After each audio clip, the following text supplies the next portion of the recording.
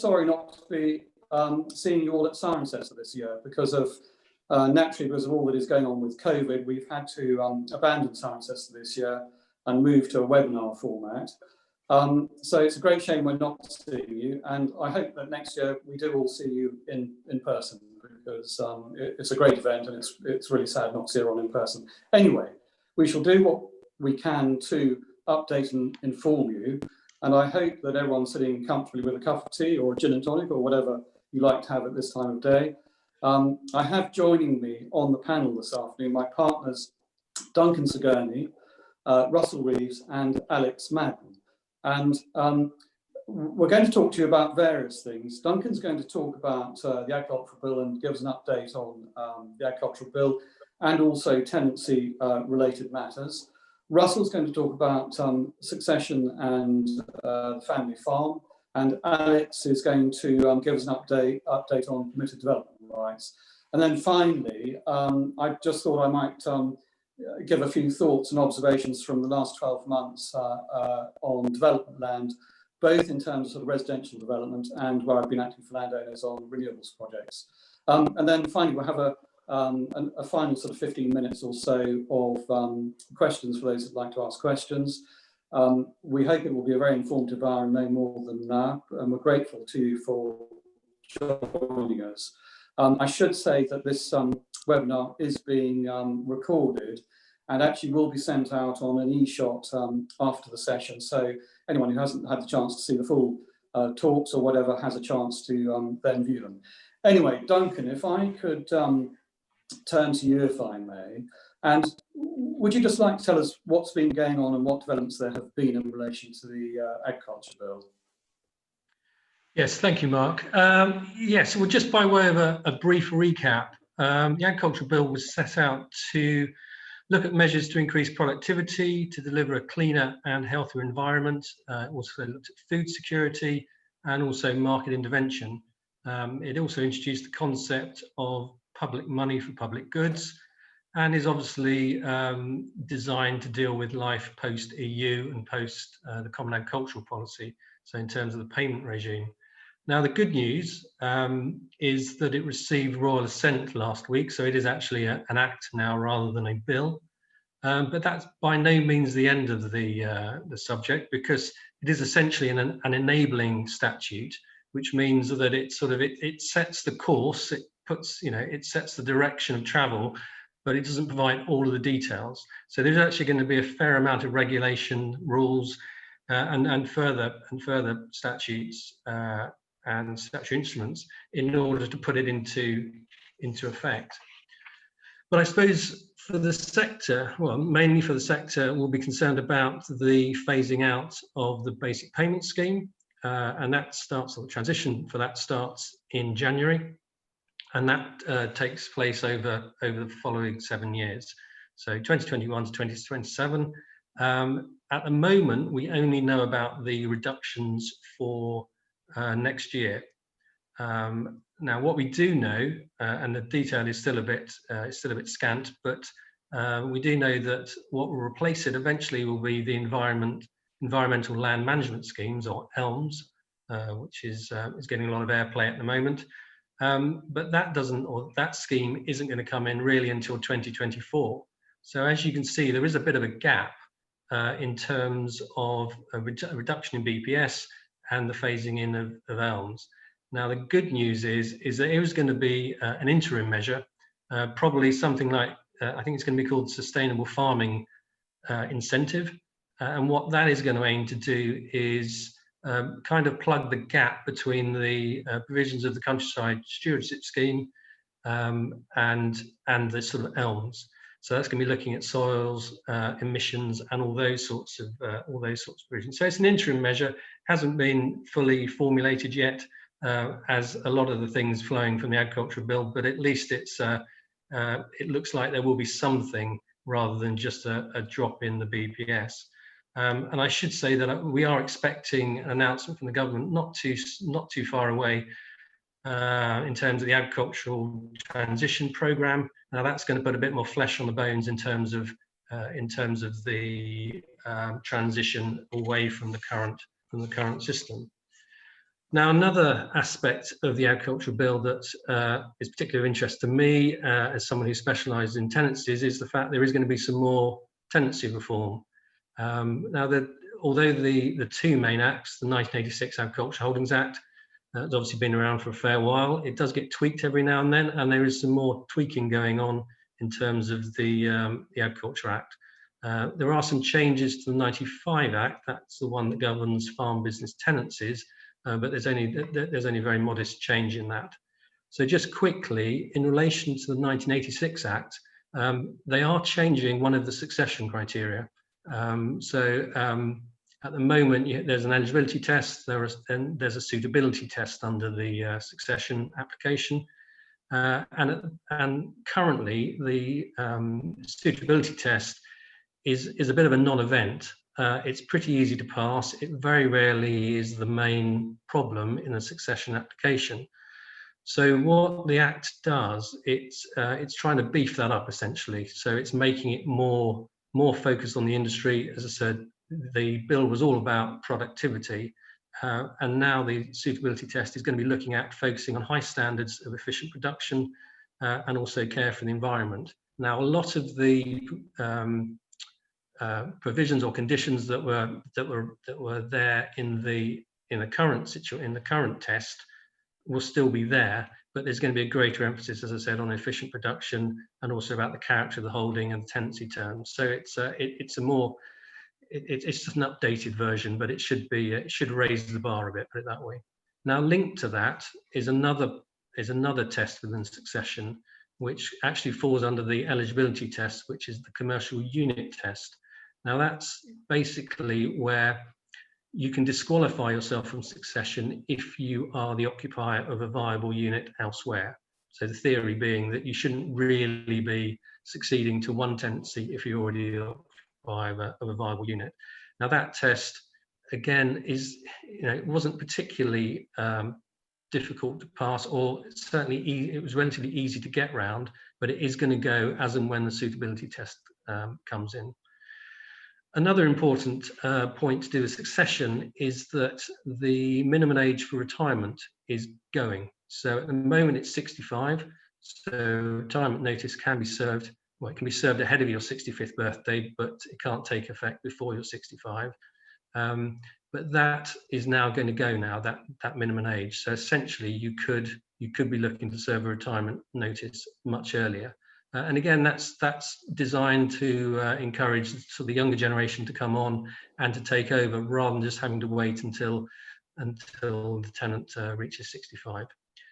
Another provision to do with the 86 Act, which also actually relates to the 95 Act and farm business tenancies, concerns the appointment of arbitrators. And in that case, they are essentially extending the list of arbitrators that you can apply to for arbitrations to do with both acts. So at the moment, if you can't agree an arbitrator, you have to apply to the President of the RICS. And in future, you will be able to apply to the agricultural valuers, so the CAAV, and also the Agricultural Law Association. They will both have lists of arbitrators that you can apply to have. And I suppose the only other, or the other main one to do with the 86 Act, Agricultural Holdings Act, is to do with the fact that because of this new scheme coming in, the ELMS, in replacing BPS, there's going to be a provision whereby a tenant can seek to get their tenancy amended in order to allow them to enter into those sorts of schemes. So, I mean, it wouldn't be fair to exclude tenants from those provisions. So as I said, they are going to be permitted under the 86 Act, potentially going to arbitration if necessary. Now, interestingly, you can't, or there wasn't an equal or an equivalent provision in respect of the 95 Act. So there was a thinking that because FBTs are generally shorter and there's much more discussion about the content, that actually they didn't need to impose that sort of statutory resolution to an issue over the wording of the tenancy.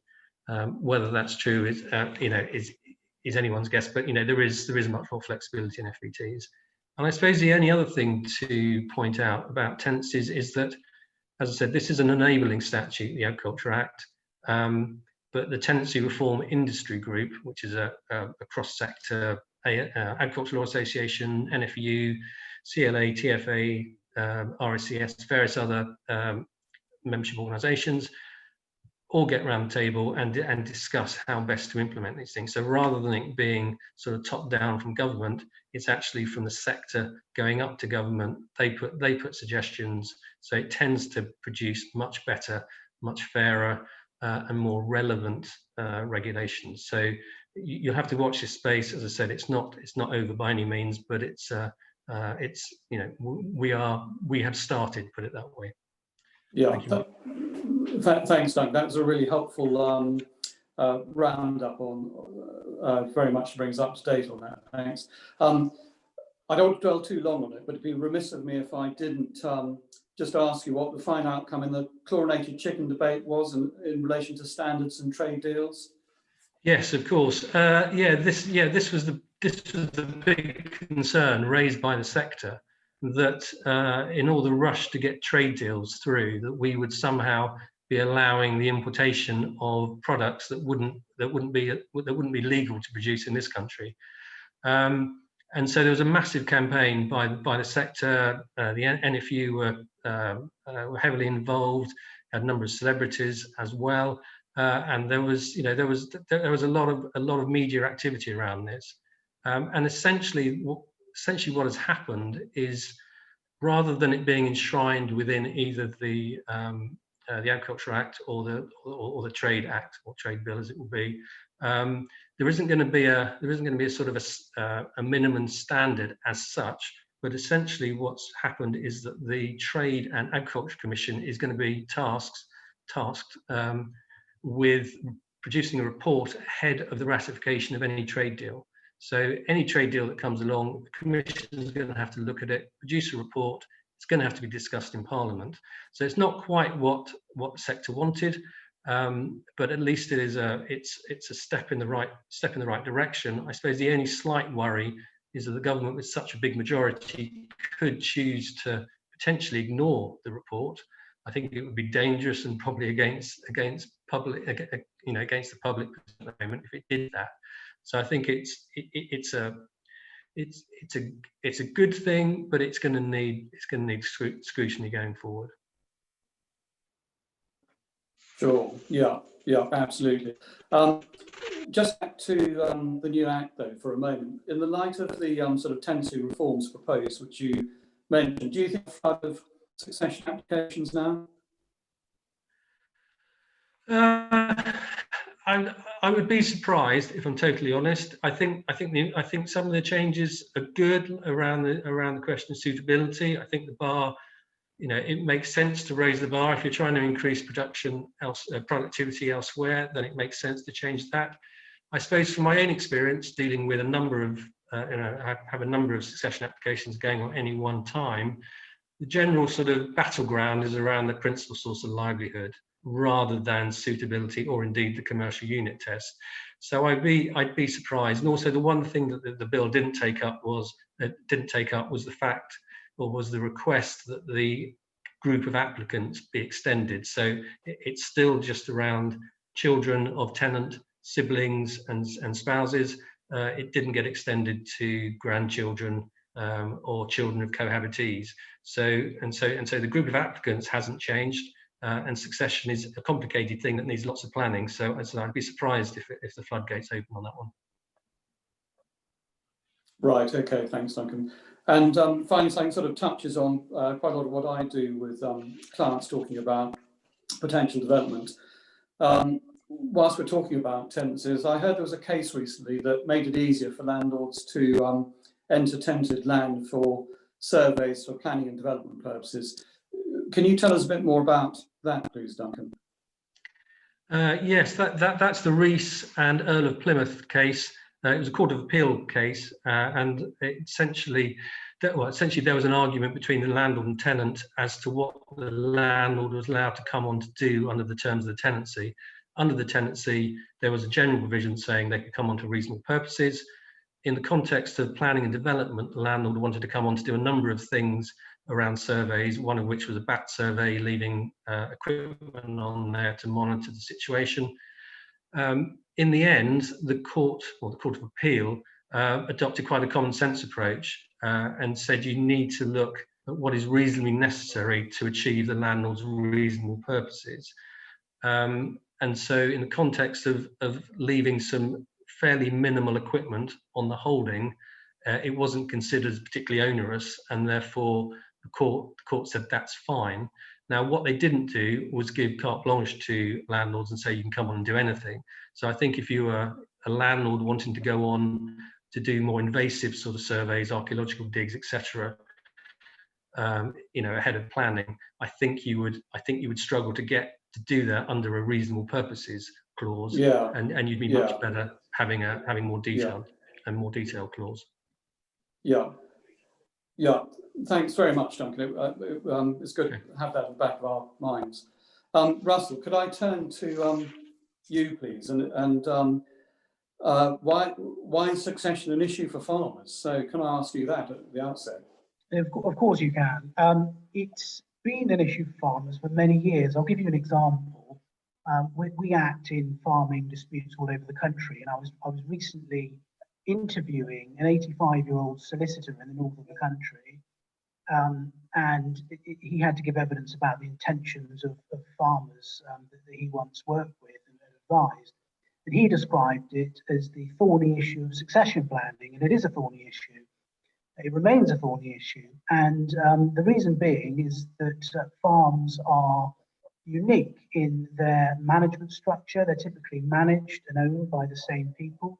They're multi-generational, and as a result of that, you have competing needs. So, for example, you might have the elder generation who might have worked or inherited the farm from their predecessors. Perhaps they've worked on the farm for 30 years. They put blood and sweat into the farm over that period of time, built it up to what it is, and are perhaps looking at the twilight of their career to retire. And there can be issues of trust, for example. Do they trust the younger generation to take over? Will the younger generation farm it properly? Do they trust the choices of the younger generation in terms of their future spouses and husbands, for example? Will the wealth of the farm be eroded? So you've got all those sorts of issues from the elder generation perspective. From the younger generation perspective, they're probably wanting to crack on and get some management of the farm, get some really good experience, maybe extract some more money from the farm initially because they're building up their lives and maybe they need a property, that sort of thing. So multi-generational issues with competing interests which only exist within this sort of farming context. So it's been a long-standing issue and it will continue to be so. Yes. And do you see sort of specific trends developing in that context then? Well, yes. Certainly I do see some trends developing in the relatively near future. And regrettably, I think that's because it's a concerning time for farmers at the moment. On the one hand, we have the introduction of elms and the phasing out of farm payments. So that's going to put an awful lot of pressure on farms. And the former NFU chief economist, Sean Rickard, for example, recently estimated that a third of farms may go to the wall. I think some will thrive and some will survive. But the ones that, or some will die, I should say. And I think the ones that don't survive will be the smaller farms and the more medium-sized farms, and perhaps the ones that don't explore other avenues of income and diversification. A recent DEFRA report suggested that 62% of the farms in this country have already diversified, which will hopefully stand them in good stead. But there will be a lot of financial pressure on farms over the next 7 years or so as payments are phased out. And I think that is the time when claims over the ownership of the farm will be brought to the fore, because you'll get the capital value of farms when they're sold being realised. There'll be a pot of money, and I think that's when people will start sort of fighting over it. So I see a rise in these sort of ownership and inheritance type claims in the next 7 years or so, certainly. Yes. because I was going to say, you know, what sort of claims were you specifically seeing coming to the fore? And you've mentioned inheritance claims there, and Yes. obviously partnerships a major issue as well in that context. Yes, certainly. I think a lot of the claims arise from a lack of proper planning and tackling head-on the issues that farming families face. And so, for example, where we don't have partnership agreements or wills, then it's a ripe area for what we call proprietary estoppel claims, which have been on the rise in the last few years, and we're dealing with many cases all over the country. Some in the High Court, some in the Court of Appeal. We have cases waiting to get to the Supreme Court at the moment. Now, proprietary estoppel cases are basically centred around the age-old sort of promise over the farm gate of one day this will all be yours, my son or my daughter. And often with land ownership, people think that they understand land ownership, and it's obviously set out in the deeds or recorded in the land registry. But proprietary estoppel sort of acts outside of the scope of that. And what someone that's been promised the farm or a part of the farm, what they need to prove in order to have a successful claim are three things. Firstly, they need to show that a promise was made to them. It doesn't always have to be as much as a promise. It can be a representation or an assurance that somehow they will get a part of the farm in due course. Secondly, they need to rely on that promise, which is very easy to prove, really, because most promises are intended to be relied upon. But thirdly, they needed to have acted to their detriment in reliance upon that promise, which again is relatively easy to prove. And typically, it's sort of working for many years for a lower wage on the farm, in expectation that one day the farm will be theirs. It's typically a farming daughter or son. And if all those things can be proved, then the courts will readily, effectively award an equity, is the term, award something to the farming son or daughter. Now, when I say something to, it really depends on a sort of case-by-case basis. And there are two distinct bodies of case law developing at the moment. And one body of case law suggests that where a promise is made, the correct thing for the court to do, if that's shown, is actually to make good the promise. So, for example, if one is promised the farm, well, then you should have the farm. There are another body of cases which are suggestive of that it should only be the minimum to do justice. So you may have been promised the farm, but actually, if there are other siblings that might need to inherit some of the farm in due course, for example, then perhaps only a part of the farm is awarded in effect to the claimant. So that's a heavily growing area, and that's where there typically isn't a lot of planning going on. However, unfortunately, even when there is a lot of planning going on in terms of the future direction of the farm, there can still be disputes because poorly drafted partnership disputes, for example, give rise to lots of issues on interpretation. So, for example, very recently we acted in an arbitration where there were two parents and two farming siblings. Now, one of the farming siblings was leaving the partnership, and he said, well, of course, I need a quarter of the farming partnership passed to me because I own a quarter of it. Well, that's all well and good, and there was no dispute about that. That's set out in the partnership agreement. However, what the question then arises, what is the partnership? What are the farming assets?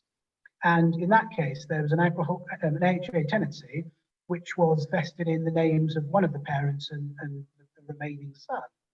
And therefore, the issue is whether or not that tenancy was a partnership asset or not. Of course, the exiting son said, well, it is a partnership asset. And the remaining partner said, well, it isn't. It actually belongs to one of the parents and the other sibling. Now, the value of that was about £1 million, so it's quite a considerable issue. So there's that sort of issue, but equally there can be disputes on the value of an asset, a farming asset. So, for example, on that AHA tenancy case, there was a large dispute on the correct valuation basis of the AHA tenancy. Unless that's set out within the partnership agreement, it's ripe for interpretation to later date.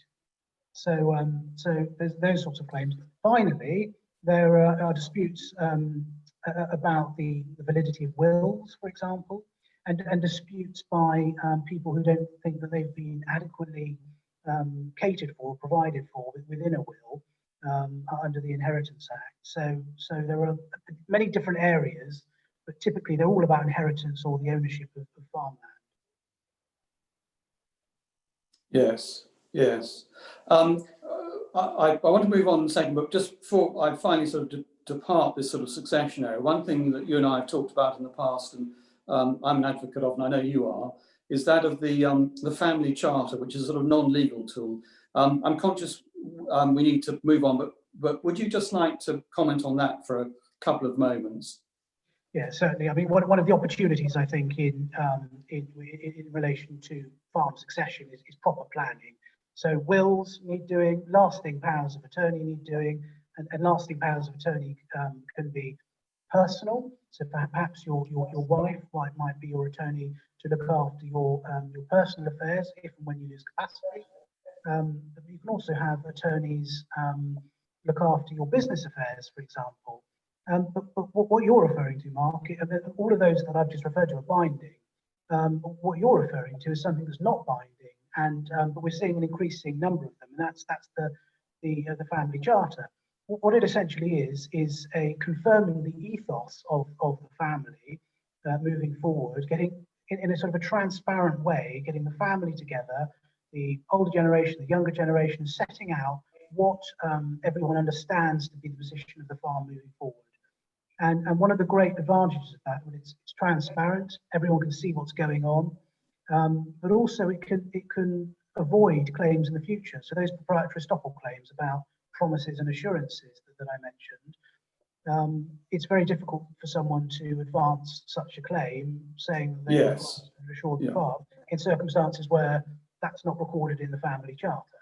So it's a way of seeing off claims and saving families money. Yeah, thank you very much, Russell. Alex, if I could turn to you, and what I'd like to talk about this afternoon are permitted development rights, particularly, and actually, are you seeing specific trends in relation to use of PDRs? Yeah, thanks, Mark, and welcome everyone. So, by PDRs, we're referring to permitted development rights, and in particular, like to set prior approval and prior notification processes as opposed to full hand applications. I think it's fair to say we're still seeing at least a decent number of task queue applications. That's the residential conversion of farm buildings. I think I read a quote only last week from the public general said that about 60,000 homes over the last 4 years have been delivered to permitted development rights. It's not specifically task queue, but task queue from part of that. And we're also seeing an increase Class R, which is the change of use of agricultural buildings to flexible commercial use, such as shops, cafes, storage and distribution, that type of stuff. And I think another important point on the back of that is probably an increase in the rise of legal challenges. So I think we're seeing high court challenges by third-party objectors to these schemes, and a lot of schemes we've seen objected to are agricultural community development schemes. Yeah, thank you. I think, Alex, I know it's always difficult with doing things remotely. I think some of our audience may be saying you're a bit quiet at the moment. So if you can speak up a bit better, sorry, but I know we're as always in the hands of technology. So what do you think are the drivers or the reasons for what you were mentioning a moment ago? Yeah, I think Russell and Duncan both alluded to the fact that farm payments are phased out. So maybe landowners and farmers now see an opportunity to diversify and look at new income streams. So tax Q and Class R chief amongst those and provide great opportunities. I think also if there is a positive on the back of COVID, we're probably seeing rising demand for smaller, cheaper, more flexible commercial units, making it offer rural locations on farms as opposed to higher rents that demand go to urban centres. So that's another reason. And in relation to the legal challenges, I think opposition groups are becoming I say, more sophisticated with their use of the internet, and also social media plays its part, crowdfunding. So all those come together and mean that we're seeing more and more big challenges. Yeah, and when exploring PDRs, what do you think the key issues are for us? Yeah, I think there are lots of key issues, and I think the main ones are to make sure that the qualifying criteria that one needs to satisfy. That means do your homework around that and make sure you can comply with that before you go too far down the road. I mean, if you're in certain designated areas, then certain PD rights will not apply. I think it's really important that you do your homework there. I think also you need to look at other items that could affect the ability to exercise your PD rights, or whether there are Article 4 directions, for example, they remove your community development rights. Also look at any preclusive conditions on historic consents, as they can restrict the user of any building you wish to convert.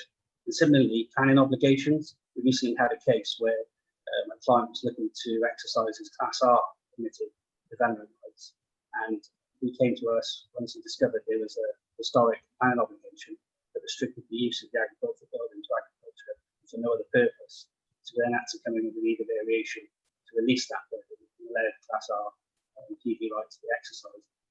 And also restrictive covenants play a really, really important role. I know they're separate to the planning regime, but you need to make sure you do your homework there, because sometimes it can be in relation to access and rights of way that could be limited to vehicles, etc. So you need to look at that. There was a recent case only in the Supreme Court last week where a social housing provider got a planning consent for 14 affordable houses, only to find that the land was limited to car park use only. And the Supreme Court, after they went to the land strike, upheld the court appeal decision and said that covenant could not be released. Another developer's got a planning consent we can't implement because of the covenant. So really, really important that we do homework. And what do you think is actually on the horizon for rural planning, Alex? Well, I'll come on to that in a minute, Mark. It would, of course, be remiss of me not to mention Newport County, who are currently top of Division 2. They're probably going to get promoted to Division 1 for the first time in their history. It's really, really on top of my agenda at the moment. But turning to planning, I think we're going to see national space standards are going to come in for PD rights in April of next year. There's also talk of a consultation on a new design code for permitted development rights in terms of residential dwellings. And also the environmental bill had another reading today in the House of Commons, and that's going to give statutory force to this concept of biodiversity net gain. And at the moment, that's going to apply to all development. And there's going to be the need for a maintenance period of 30 years, etc. But I think there will be some exemptions coming forward, so we need to keep an eye on that, because it may well be that permitted development could be excluded. And then finally, I guess, permitted development rights in Wales are falling behind massively compared to those we discussed just now that relate to those in England. So hopefully, if we keep making enough noise, PDRs in Wales will get on an equal footing to those in England. Thank you very much indeed, Alex. Sorry, I'm sorry, audience, that we've had sort of variable sound quality, but let's hope it improves. I just wanted to, before we go to questions, just do a sort of very quick roundup on my sort of perspective of the development market, by which I mean both development land going for resi and also for renewables projects. And I'm a landowner lawyer, so my perspective is very much a landowner one, I appreciate. Certainly we're seeing it still as an active market, but I think developers are looking to keep deals alive, but slowing down their cash flow effectively. I'm still seeing hybrid agreements being used on the bigger projects, by which I mean sort of £100 million plus built out value projects. And I think what has been very much the foremost of certainly our clients' minds this last year has been tax treatment, undoubtedly. We're still in a benign capital tax regime, and I think whilst we're in it, landowners will wish to exploit it, because who knows what is round tax-wise, but we can have a pretty good guess it's going to be more aggressive taxation of some sort. So from a landowner perspective, certainly we've been positioning things to be very clear that our client's land isn't appropriated to trading stock, so it's not treated as an income receipt and taxed as such. And I think the key sort of take-home point that I take from that, speaking to our friends who are accountants and tax counsel and so forth, is really don't have provisions whereby, as a landowner, infrastructure can be built on your land before you've actually sold the land and transferred title. I always think landowners need to be careful about Section 106 planning obligations, in that whilst it's fair enough to have planning obligations relating to the land you're selling, be very careful how they impact on your retained land, because you don't want to, by the back door, sterilise your retained land. And in the same vein, just make sure you preserve access and service rights for your retained land, so that's not sterilised for future development.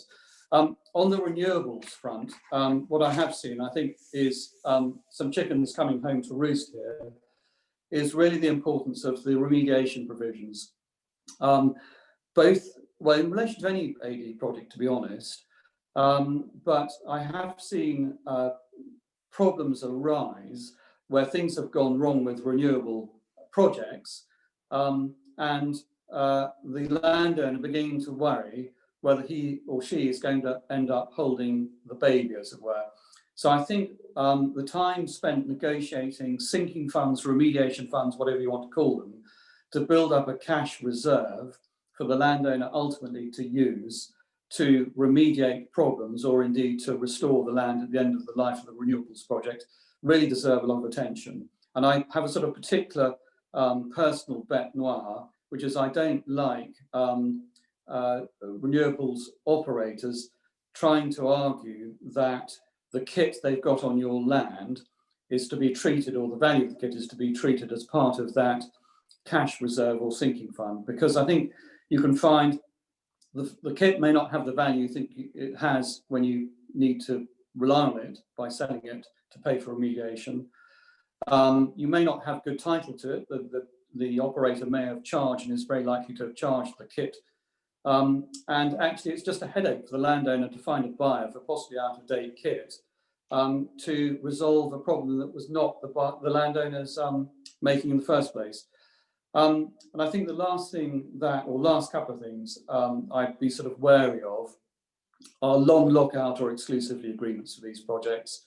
Again, I've had a very recent example of a client who was very, in hindsight, we were very happy that we didn't enter into too long an exclusivity agreement with the solar operator, because that operator hasn't been able to perform, and our client would have been locked out of the market when there are plenty of other people who would have indeed liked to talk to him.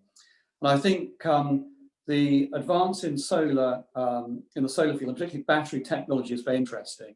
And I'm seeing much more sophisticated sort of deals coming through, particularly with regard to rent and having different component parts of rent. So, for example, a principal or base rent for the solar panel site itself, a battery storage rent, a sterilised land rent for bits of land you can't use because they're needed for landscaping or some ecological enhancement, and substation rents.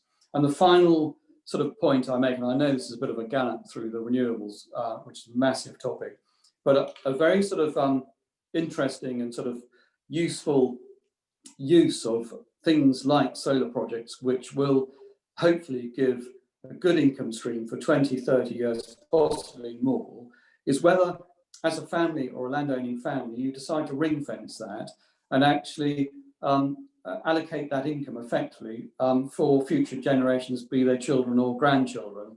And there actually, I think a bit of quite often tax and estate and trust planning really pays off. But you need to be thinking to do it, or to start structuring it, before planning permission and before the land in question ostensibly has much higher value. So really, that was the note I wanted to finish on in terms of our presentations, so far as they are presentations. I know it's sort of a slightly more informal medium this afternoon. What I'd like to do now, if I may, is turn to questions. And I think what I'd like to ask Russell is what degree of promise does someone have to make their case that they can rely on the promise made by their parent or whoever that one day the farm would be theirs? Well, this is a lawyer's dream, you see. This is all about evidence. So your best case scenario, I suppose, is you have a promise in writing, T's crossed, I's dotted. But of course, you don't get that. It's typically your promise over a farming gate or on the land. Next up, you might have a promise made in front of witnesses. I've had many cases where witnesses are called from 20 or 30 years ago when they may have witnessed a promise being made. But as I said, it doesn't have to be a promise necessarily. It can be an assurance or the mere representation. I think it's got to be more than an expectation, but it is all open to interpretation. In fact, there was one case where the farmer and the farmer's son had a relationship where they simply sort of grunted at each other. And it was actually taken to be sufficient to amount to maybe not a promise, but a representation. So case by case basis, open to interpretation, put forward the best evidence you've got, really. Okay, thank you, Russell. I just wanted, someone made a comment about infrastructure on land. I just wanted to make clear, if it wasn't clear in what I was just saying a moment ago, is I don't want the landowner putting in infrastructure whilst the land is, as it were, on their watch. I'm much more comfortable with infrastructure going in after the landowner has passed title to the developer. So if that helps clear up the point, I should say any of these points or anything else you'd like to ask us, please do follow up with us after the webinar. So any points we've mentioned or indeed anything else, please don't hesitate to contact us and we can clarify. Could I ask Duncan, do you think we're going to see the rise of the mega farm, given the sort of the environment we see ourselves in? Thank you, Mark. Well, there were some attempts a few years ago to get some of the mega dairies in place, and there was a lot of opposition to that. I think the sort of environmental tide is against that to some extent. I mean, there's mega and there's mega, of course. I think there will be an inevitable move towards larger farms. It's not. It doesn't necessarily mean it's the end for the smaller farmer, but there's inevitably going to be a move to bigger farms. So I think, I think the argument is still to be made for mega farms, because there are lots of arguments in favour of them. They don't necessarily always resonate with the public and their perception of what healthy or environmental is. I'm not saying I'm in favour or against them, but I'm just saying that there are arguments. They often get lost in in debate, unfortunately. So I think there's a place for a range of farms in the industry, and I think in this country we're very good at having a spectrum of farms and food producers. Yes, yeah, thank you, Duncan. Question, is it worth taking on a council at appeal who are disputing whether external works are needed for Class R?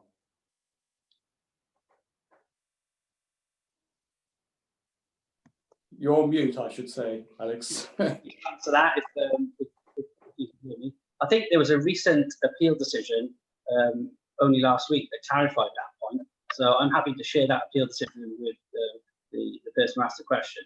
But yeah, ultimately, it seems that the position the council are holding on to is not one I share.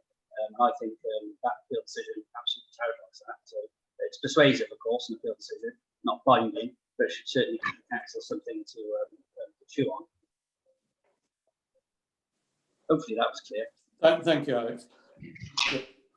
There's been quite a lot of sort of commentary in relation to size of farms and generally what the shape of farming looks in the future. And I'd sort of echo Duncan's view that I think we could see all sorts of shapes and sizes of businesses.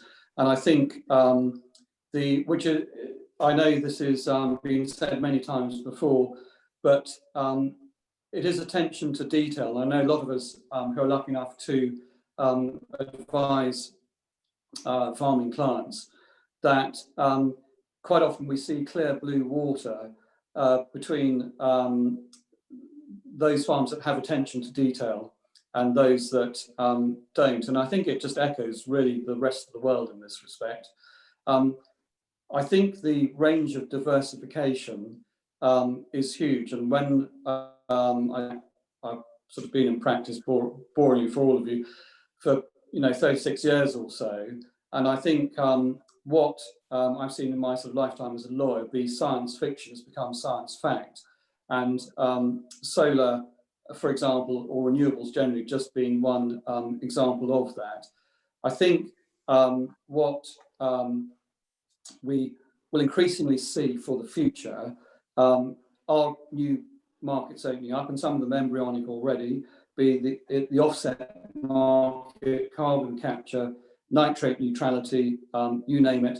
I think that sort of environmental good, natural capital market we're seeing more and more of. And I think consequently, as we have seen with things like options for solar leases and options for renewable projects, and indeed things like promotion agreements and hybrid agreements for residential development, we will see an emerging sector for, if you like, natural capital goods and all that goes with it. So I think, there were sort of several comments about, whether is the future all gloomy, and it's related also to what type of businesses we will be having. I do think there is a future for the rural industry and agriculture, but we won't be able to fully define it at this moment. And I think there's been some very interesting commentary and both here and in America with regard to the notion of having farming units around conurbations where those farming units specifically supply those conurbations. And so I think that there is an awful lot to go at before we become sort of too disillusioned with the current state of affairs. I think we will have some very tricky trade discussions. And I think we do have a perfect sport brewing with both notwithstanding the changing complexion of the President of America or President-elect. I still think we could be between a bit of a rock and a hard place in terms of our negotiations with America and also the outcome of Brexit. But I think, I'm sorry, I'm sort of rolling up several questions into one, into my sort of view of agricultural life looking to the future. I don't think it's all doom and gloom, but I do think that we will have to adapt, and we'll adapt with our farming clients and fellow professional advisors accordingly. So it will be watch this space, and we will have to be nimble. Duncan, I think what I will say to everyone is thank you very much for joining us. Just before I sign off, Duncan, is there anything else that you sort of want to comment on looking to the future? We may have exhausted that topic for the purposes of this afternoon, but is there anything you'd like to add to my perspective?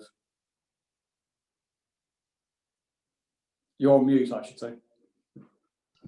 Reaching for the button there. There we go. I think there is a lot of uncertainty, but with uncertainty, undoubtedly brings opportunities.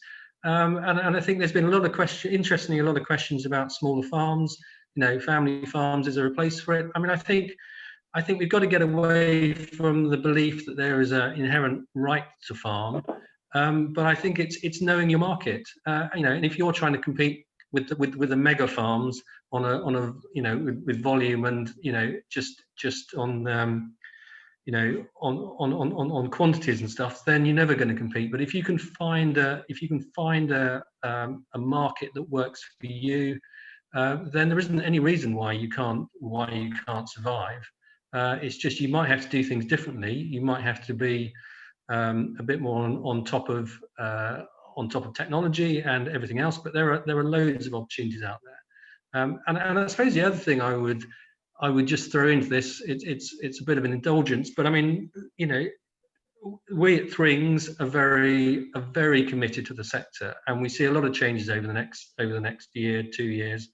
And we are a growing team. So despite everything that has gone on in the last 12 months, we are actively recruiting. And so if we can be back in our back at Cirencester next year, you will see that this team is growing and is even more committed to the sector, and that's that's more specialists covering a wider a larger part of the country, and so we have a lot of faith in the sector, and we are really committed to it. So I think there is all to play for. Yeah, it's scary, it's uncertain, but there's a lot to play for.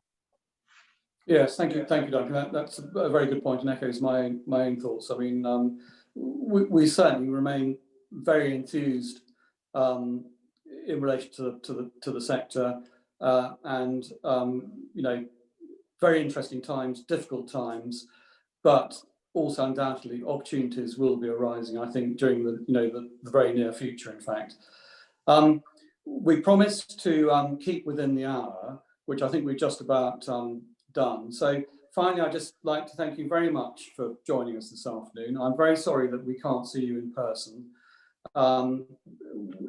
We much prefer seeing you at Cirencester, and I hope the next year we will see Cirencester. So thank you very much, and goodbye from all of us.